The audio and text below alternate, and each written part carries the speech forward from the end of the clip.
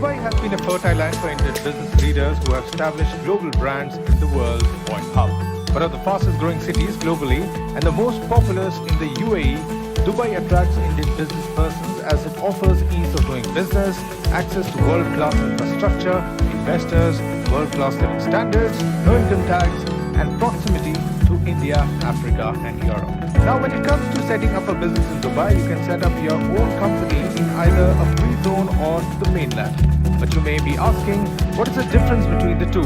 Or how do I know which is the right choice? Well, here's the answer to all your queries.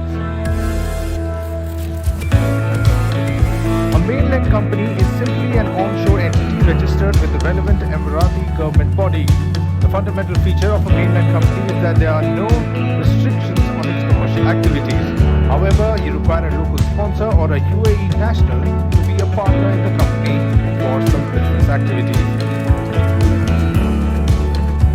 If you prefer to keep 100% ownership, the free zones are an excellent alternative to the mainland. Each free zone is managed and administered by its own regulatory authority and functions under its own laws and regulations. Ownership. Until recently, as a foreign investor establishing a company on the mainland, you were only allowed to own a maximum of 49%, while the remaining 51% had to go to the Emirati sponsor. However, the UAE government now allows 100% foreign ownership for selected business activities registered on the mainland. Free zones have no such restrictions, nor need for local sponsors, as you enjoy complete ownership from day one. Business scope. The fundamental difference between mainland and free zone companies is that a free zone company cannot do business outside the free zone without the help of an agent. This restriction does not apply to mainland companies who have permission to operate everywhere in the UAE. Workspace. A mainland company must have a minimum 200 square feet of a physical office. After securing the required space, you will be issued a license for the company. It is not mandatory for free zone companies to ensure a physical location, as many free zones allow companies to have virtual workplaces. Visas.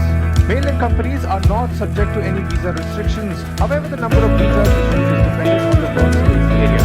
Unlike mainland companies, free zone companies do not have restriction on the number of visas they can apply for. Business setup approvals. You will require government clearance from several government agencies for a mainland company. These include the Department of Economic Development, the Municipality of Dubai, the Ministry of Labour, etc. In comparison, each free zone follows its own laws and regulations for any new businesses established inside its jurisdiction. Company audit. It is mandatory for all mainland companies to prepare a financial audit at the end of each fiscal year. However, not all free zones require a company to process their yearly financial audits.